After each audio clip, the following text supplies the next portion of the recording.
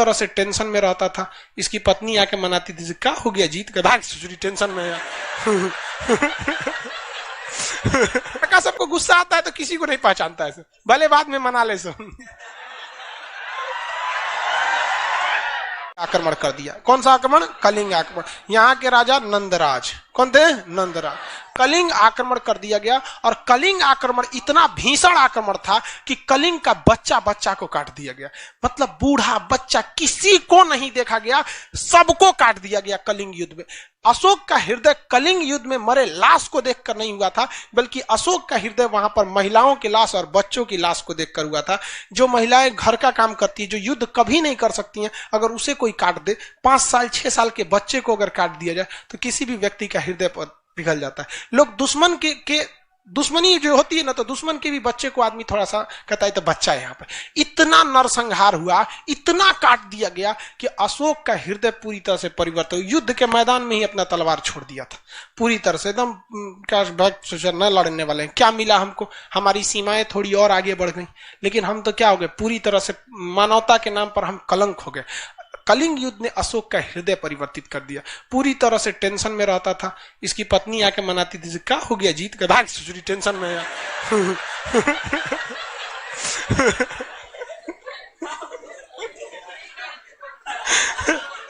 वो बेचारा अपनी टेंशन में आकर खाना खा लीजिए, नाश्ता कर ले, अरे बेचारा वो इतना टेंशन में, उतना आदमी को काट के आया, वो पे दिमाग नोचे तो झाड़ दिया, भाग यहाँ तो कारोबाकी करिए, हमरो झाड़ दीजिएगा, तो कहते तू स्पेशल है, निकल यहाँ से। स्पेशल लड़का सबको गुस्सा आता है तो किसी को नहीं पहचानता है, भले बाद में मना ले सो।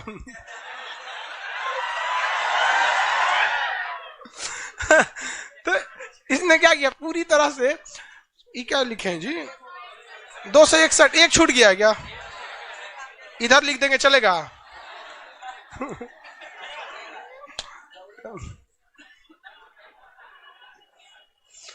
एक छूट गया था वहां। तो 261 ईसा पूर्व में क्या हो गया था भाई, कलिंग युद्ध किया। कलिंग युद्ध के बाद इनका क्या हो गया, हृदय परिवर्तित हो गया। जब भी आप कोई चीज एक्सट्रीम हो जाता है ना, एक्सट्रीम लेवल पे चल जाएंगे ना, तो फिर आपको दिमाग मतलब वहां से क्या होने लगता है, भागने लगता है। आप भी खूब ज्यादा पढ़ने लगिए, एक वक्त आएगा कहेंगे यार कितना पढ़े आदमी, हर काम से एक एक्सट्रीम लेवल आता है। इसने भी युद्ध छोड़ने की ठान लिया, तो इसको लगा कि भैया अब हम ये दूसरा धर्म अपनाने के लिए, तो इसका भतीजा था जिसका नाम था निग्रोथ। भतीजा का नाम क्या था, निग्रोथ। निग्रोथ जो था वो बहुत शांत रहता था और उसको कोई टेंशन नहीं रहता था, तो ये निग्रोथ से बड़ा प्रेरित था भतीजा से। कहता था तुम इतना शांत कैसे रहता है, तो कहा कि हम बौद्ध धर्म अपनाते हैं। बौद्ध धर्म में अष्टांगिक मार्ग पर चलिए, मार धार मत करिए, 10 सील का पालन कीजिए। यहाँ पर जो 3 उनके उपदेश दिए गए हैं उनको ध्यान दीजिए, सत पिटक, विनय पिटक, अभिनव पिटक, इस सबको पढ़िए, ठीक रहेगा। तो महात्मा बुद्ध ने पूछा कि महात्मा बुद्ध करे, अशोक ने पूछा कि क्या है बौद्ध धर्म। कहा देखिए हम कोई बौद्ध धर्म के बहुत बड़े पुरोहित तो है नहीं, पुरोहित नहीं है हम, एक काम कीजिए आपको हम एक गुरु के पास ले जाते हैं। तो अशोक को बौद्ध धर्म की प्रेरणा क्या मिली, प्रेरणा किसने दिया, निग्रोथ। प्रेरणा किससे मिला, निग्रोथ। ये उनका क्या था, भतीजा था। लेकिन बौद्ध धर्म की शिक्षा किससे मिली, उपगुप्त। बौद्ध धर्म की शिक्षा किससे मिली थी, बौद्ध धर्म की शिक्षा किसने दिया था, उपगुप्त ने। तो अशोक को बौद्ध धर्म की शिक्षा किसने दिया, उपगुप्त ने दिया। इसके बाद अशोक कौन सा धर्म अपना लिया, बौद्ध धर्म। अशोक ने कौन सा धर्म अपना लिया, बौद्ध धर्म। लेकिन अशोक दूसरे धर्मों को हमेशा इज्जत की भाव से देखता था और कहा कि मेरा धर्म बौद्ध धर्म है, लेकिन मेरी जनता का धर्म बौद्ध धर्म नहीं है। जनता स्वतंत्र है वो अपने धर्म को मानने के लिए, वो सामूहिक जगहों पर कभी भी बौद्ध धर्म की मतलब ऐसा जबरदस्ती नहीं करता था। अशोक ने अपने बेटा महेंद्र और बेटी संघमित्रा,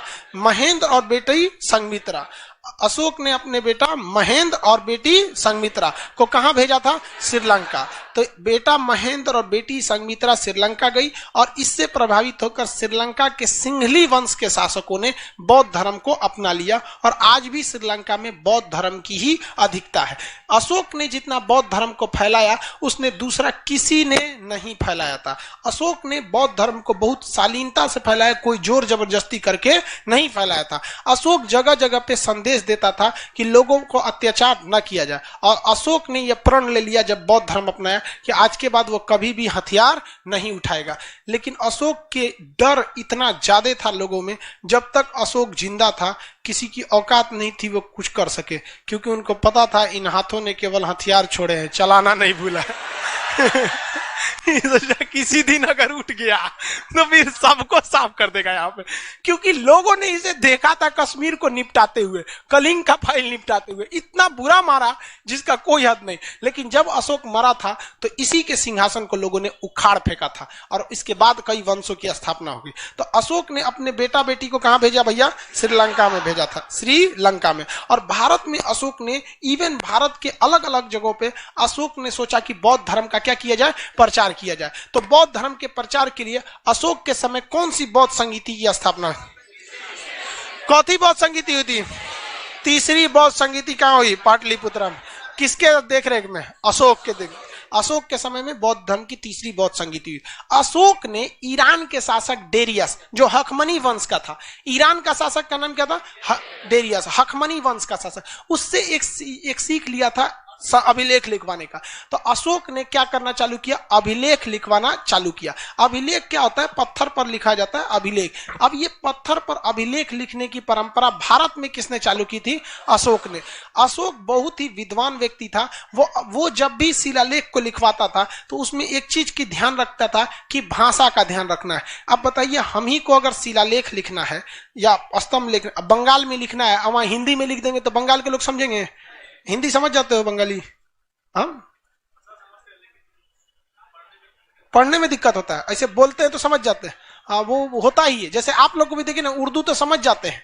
हम बोलेंगे पानी पी लीजिए, बैठ जाइए, वो ये सब तो क्या चीज है? बैठ जाए। हिंदी बोलेंगे बिराजिए यहाँ पे। बहुत क्लिष्ट हो जाती है हिंदी में। तो उर्दू आप भी समझ जाते हैं, लिखने थोड़े आता होगा। तो वैसे ही मतलब अलग अशोक भी समझता था कि हमको क्या करना है, ऐसे ही भाषा का प्रयोग करना है जो लोग क्या कर सके, समझ सके। अब इसमें दो चीज होती है। भाषा एक होती है आप लिख क्या रहे हैं, जैसे हिंदी एक भाषा है, इंग्लिश एक भाषा है, लेकिन दोनों भाषाओं में एक चीज कॉमन है कि दोनों बाएं से लिखा जाता है। दोनों कहां से लिखा जाता है? बाएं से। इंग्लिश भी इधर ही से लिखते हैं और हिंदी भी इधर से लिखते हैं। इस तरह उसे लिपने की कला समान है। जैसे नहीं बोलते, बचपन में आदमी राइटिंग खराब होता था तो टीचर बोलते थे कौन सी लिप दिया रे? नहीं, तो हिंदी को भी इधर से लिपते हैं, अंग्रेजी को भी इधर से लिपते हैं। तो लिपने की कला को लिपि कहते हैं। लिपने की कला को लिपि कहते हैं। तो इंग्लिश और हिंदी दोनों की लिपि कैसी है? सेम। इंग्लिश और हिंदी दोनों की लिपि कैसी? सेम है। अब अशोक ने अपने जितनी भी लिपि लिखी है वो किस लिपि में लिखी है? ब्राह्मी लिपि में। कुछ ब्राह्मी लिपि में। किसमें लिखा है? ब्राह्मी लिपि। अशोक ने जो अभिलेख को लिखवाया है वो अलग अलग जगहों पे अलग अलग लिपि से लिखवाया है। भारत में जो लिखवाया है वो कौन सी लिपि में लिखा है? ब्राह्मी लिपि। भारत में ब्राह्मी लिपि, क्योंकि भारत में उस समय ब्राह्मी लिपि बहुत ज्यादा चल रहा था। लेकिन पाकिस्तान में खरोष्टी लिपि। किसमें चल रहा था? खरोष्टी। तो पाकिस्तान में कौन सी लिपि में? खरोष्टी लिपि में। अब वहीं अगर आप देखेंगे अफगानिस्तान में तो अरमाइड लिपि, अफगानिस्तान में अरमाइड लिपि। और अगर ग्रीक में चले जाएंगे तो वहां पर ग्रीक लिपि। कौन सी लिखी? ग्रीक।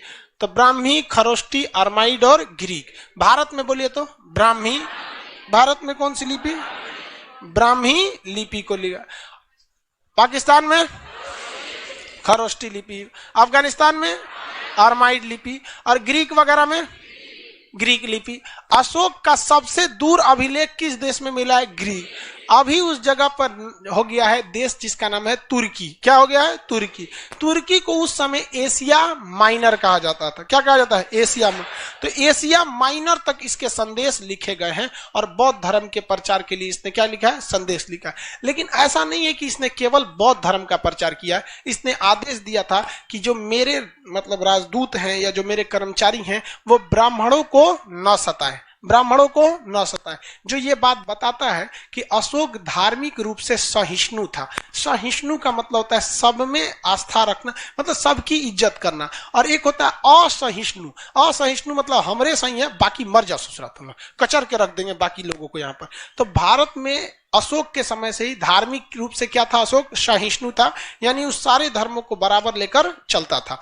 ग्रीक, अरमाइड, टोटल कितने जगह पे इसकी लिपियां मिली? भारत में बोलिए ब्राह्मी लिपि, भारत में, पाकिस्तान, अफगानिस्तान, ग्रीक में ग्रीक लिपि। एशिया माइनर अभी हो गया है। तुर्की का अभी क्या उस समय का नाम क्या था? Asia minor. अभिलेख समझ में आ गया कि नहीं आ गया? पत्थरों पे लिख देना क्या कहलाता है? अभिलेख। छोटे से पत्थर पे लिखे हैं शिलालेख, पिलर पे लिखे हैं तो स्तंभ, दीवार पे लिख दिए हैं भित्ति लेख, गुफा में लिख दिए हैं गुफा लेख। इंग्लिश में क्या कहते हैं? एडिक्ट। क्या कहते हैं? एडिक्ट। Rock edict. पत्थर पे लिखे हैं तो रॉक एडिक्ट, पिलर पे लिखे हैं तो पिलर एडिक्ट, दीवार पे तो रॉक एडिक्ट, गुफा में है तो केव एडिक्ट। गुफा क्या कहते हैं? केव कहते हैं, एडिक्ट कहते हैं। अशोक ने अपने संदेश बहुत जगह भेजता था। इसने कई अधिकारियों को भी नियुक्त किया था, संदेश वाहक को नियुक्त किया था, जिसमें राजुक बहुत ही प्रसिद्ध थे। यहाँ पर अशोक ने बौद्ध धर्म के धम्म नीति को आगे बढ़ाया। बौद्ध धर्म के किस नीति को? धम्म नीति। धम्म का मतलब होता है धर्म की नीति पर चलना। धर्म की नीति पर क्या करना है? चलना है। तो इसको आगे बढ़ाने के लिए अशोक ने बहुत किया था। धम्म का मतलब या धर्म का मतलब क्या हमारे धर्म से होता है? हम लोग गलत समझ में करते हैं। धर्म का अर्थ होता है इंसानियत। धर्म का अर्थ होता है इंसानियत, जिसके अंदर हिंदू धर्म, मुस्लिम धर्म, ये तो धर्म ही नहीं है। लोग बोलते हैं ना धर्म संकट में फंस गए, तो मतलब इंसानियत। तो उसने ऐसे लोगों को संदेश दिया और इसकी जांच के लिए कि लोग इंसानियत के रास्ते पे चल रहे हैं या नहीं चल रहे हैं, अर्थात धम्म के हिसाब से चल रहे हैं कि नहीं चल रहे हैं। इसके लिए उसने एक मंत्री नियुक्त किया। मंत्री को अमात्य बोलते हैं। क्या कहते हैं? अमात्य। तो उसने एक मंत्री नियुक्त किया, धम्म महामात्र। कौन सी अधिकारी? धम्म महामात्र। तो अशोक ने लोगों के धार्मिक जीवन को ठीक ठाक से, इंसानियत ठीक रखने के लिए कौन सी अधिकारी को नियुक्त किया? धम्म महामात्र। कौन सी अधिकारी? धम्म महामात्र। कौन सा? धम्म महा। स्त्रियों के प्रति भी अशोक की काफी ज्यादा सहानुभूति थी।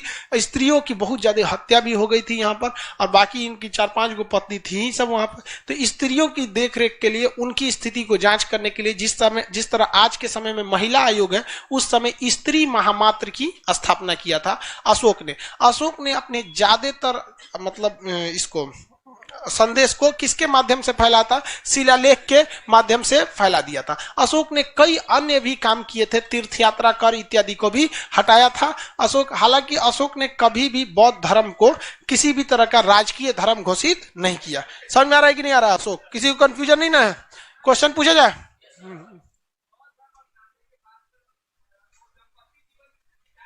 हाँ हाँ हाँ, ठीक ठाक फैमिली के साथ रहते थे। बौद्ध धर्म के बाद भी वो लोग फैमिली के साथ रहता था। पहले के जमाने में महावीर स्वामी और महात्मा बुद्ध ना, ये लोग घर छोड़ के भाग गया, बाकी लोग घर नहीं छोड़े थे लोग। यहाँ पे अशोक का जन्म कब हुआ था? अशोक का जन्म, अशोक का राज्याभिषेक कब हुआ? राज्याभिषेक के चौथे वर्ष कलिंग युद्ध। कलिंग युद्ध के समय राजा कौन था? नंदराज। कलिंग युद्ध की जानकारी अशोक ने किसी शिलालेख में दिया है? दिया। वो हम आगे पढ़ाएंगे, और अशोक के 14 शिलालेख तो उसमें ही बताएंगे। लेकिन कलिंग युद्ध की विस्तृत जानकारी ये एक अभिलेख से मिलता है, जिसका नाम है हाथी गुफा अभिलेख। ये उड़ीसा में स्थित है, हाथी गुफा अभिलेख। तो कलिंग युद्ध की जानकारी, कलिंग युद्ध की जानकारी किस अभिलेख से मिलती है? हाथी गुफा अभिलेख। विस्तृत जानकारी हाथी गुफा अभिलेख। क्या हाथी गुफा अभिलेख अशोक का है? नहीं। क्या नंदराज का है? नहीं। उड़ीसा का राजा खारबेल का। उड़ीसा का राजा खारबेल, उड़ीसा के राजा खारबेल ने अपने यहाँ हाथी गुफा अभिलेख, एक अभिलेख बनवाया जो आकार में कैसा था? हाथी के समय। तो हाथी गुफा अभिलेख बनवाया, उसमें उसने विस्तृत जानकारी दे रखी है किसके बारे में? कलिंग के बारे में, अशोक के बारे में, कि अशोक नामक राजा मगध से आकर कलिंग पर क्या किया था? आक्रमण किया, और कलिंग को भारत में क्या कर लिया गया था? मिला लिया गया था। कलिंग युद्ध के बाद अशोक ने बौद्ध धर्म को जानने के लिए, बौद्ध धर्म की प्रेरणा किसने दिया था? निग्रोध। बौद्ध धर्म की शिक्षा किसने दिया? अशोक की 5 पत्नियों में सबसे प्रिय पत्नी कारु। बाकी अशोक ने अपने बेटा और बेटी का नाम बताइए तो? संघमित्रा और महेंद्र। महेंद्र और संघमित्रा। कहाँ भेजा गया था? श्रीलंका। अशोक के समय कौन सी बौद्ध संगीति हुई? तीसरी बौद्ध संगीति। अशोक का बौद्ध धर्म राजकीय धर्म था, इसका निजी धर्म था। क्या इसने दूसरे धर्मों के प्रति सहिष्णु था या असहिष्णु था? सहिष्णु था। अशोक को इस अभिलेख लिखने की प्रेरणा किसने दिया? किसने? डेरियस। डेरियस कहाँ का शासक? ईरान का शासक। डेरियस ईरान का शासक। ईरान के किस वंश का शासक? हकमनी वंश का। कौन सा वंश? हकमनी वंश का शासक था। अशोक ने जनता की भाषा में कुल 4 लोकप्रिय भाषाओं में अभिलेख लिखा है। भारत में, पाकिस्तान में खरोष्टी लिपि, अफगानिस्तान में अरमाई, और ग्रीक में, अभी के समय उस जगह का नाम तुर्की, हालांकि उसे और नाम से जानते हैं, एशिया माइनर के नाम से जानते हैं। अशोक ने जो अपने अभिलेख लिखवाए हैं, ये अशोक के जितने अभिलेख है, ये अभिलेख जो सबसे ज्यादा किस भाषा में है? किस, अब आप ही बताइए, सबसे बड़ा एरिया इसमें कौन दिख रहा है? भारत। तो सबसे ज्यादा किस में होंगे? ब्राह्मी। किसमें? ब्राह्मी लिपि में होंगे यहाँ पर, अशोक वगैरह के काल में। आगे बढ़ जाते हैं, किसी को अशोक में दिक्कत नहीं है, कोई प्रॉब्लम नहीं ना? देखिए मटेरियल में कुछ गलती उलती है, हाँ देखिए कुछ सुधार उधार भी करना है इसमें। अशोक ने क्रूरतापूर्वक कहां के विद्रोह को दबाया था? कलिंग के। कहां के विद्रोह को? कश्मीर के विद्रोह को न दबाया था, कलिंग बोलता है।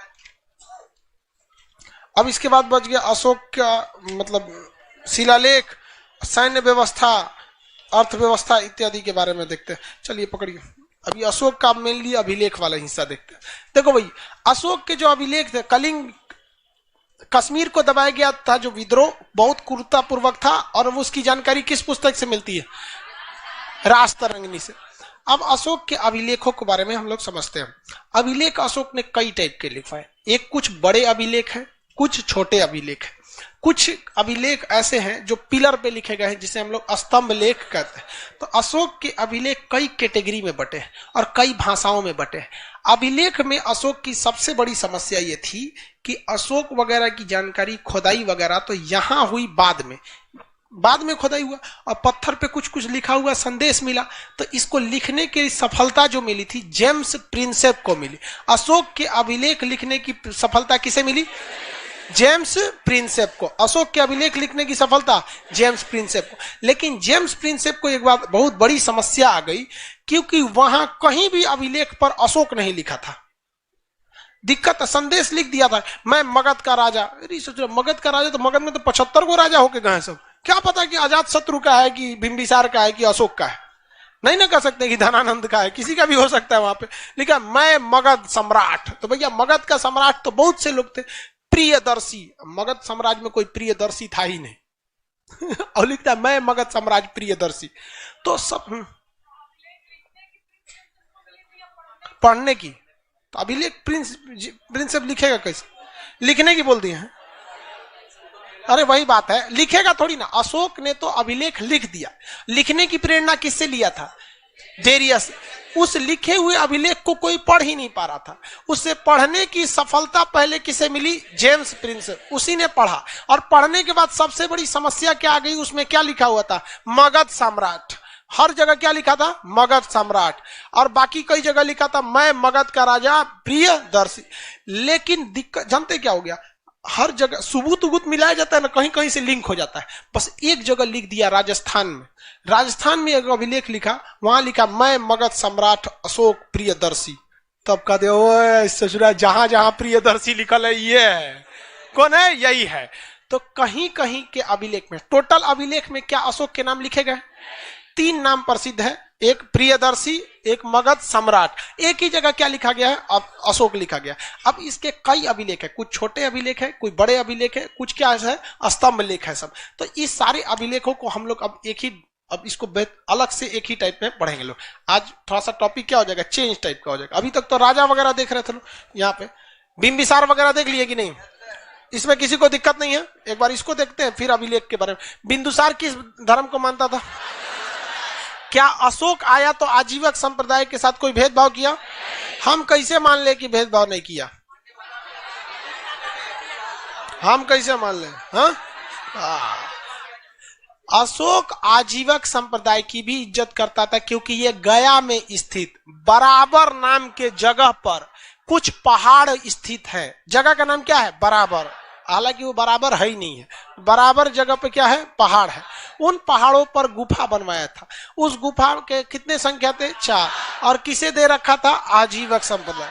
4 गुफाओं के नाम क्या थे? एक का नाम था सुदामा, गुफा का नाम सुदामा, कर्ण, चोपड़ा विश्व झोपड़ी, सुदामा कर्ण चोपड़ा विश्व झोपड़ी, सुदामा कर्ण चोपड़ा विश्व झोपड़ी, सुदामा कर्ण चोपड़ा विश्व झोपड़ी, सुदामा कर्ण चोपड़ा विश्व झोपड़ी। ये चारों गुफाएं इसने किसे दे रखा था? आजीवक। इससे यह स्पष्ट होता है कि अशोक आजीवक संप्रदाय के प्रति भी श्रद्धा रखता था। ब्राह्मणों को न सताने का आदेश दिया, इसका मतलब यह हिंदू धर्म में भी श्रद्धा रखता था। खुद कौन से धर्म को अपनाता था? बौद्ध धर्म को। इसके दरबार में जैन धर्म के लोगों को भी बहुत इज्जत सत्कार दिया गया था। महिलाओं की स्थिति सुधारने के लिए महिला महामात्र नामक अधिकारी की नियुक्ति किया था। लोगों की शिकायत इत्यादि को सुनने के लिए भी अधिकारी वगैरह की नियुक्ति किया। इसका मतलब अशोक ने कोशिश किया कि समाज के छोटे से बड़े लोगों को क्या किया जा सके?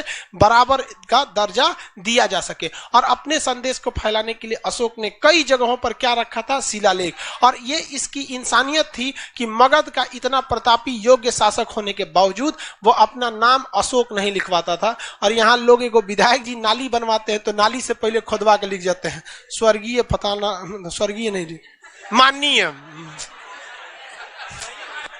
गलती हो गया, माननीय मतलब फलाना आदमी है, स्वर्गीय नहीं, माननीय लिखवा दे। जबकि वो केवल क्या लिखवाता था? मगध सम्राट। जबकि ऐसा भी तो हो सकता है, मुखिया जी अगर नाली बनवाए या सड़क बनवाए तो लिख सकते हैं ना माननीय मुखिया के कर कमलों से मतलब प्रारंभ किया गया, तो माननीय मुखिया अगवा नाम जरूर लिखवाता है। और वो अशोक इतना महान होने के बाद भी जल्दी नाम नहीं लिखाया था, इसीलिए समस्या हो गई थी उसे पढ़ने में कामयाबी सबसे पहले किसे मिले?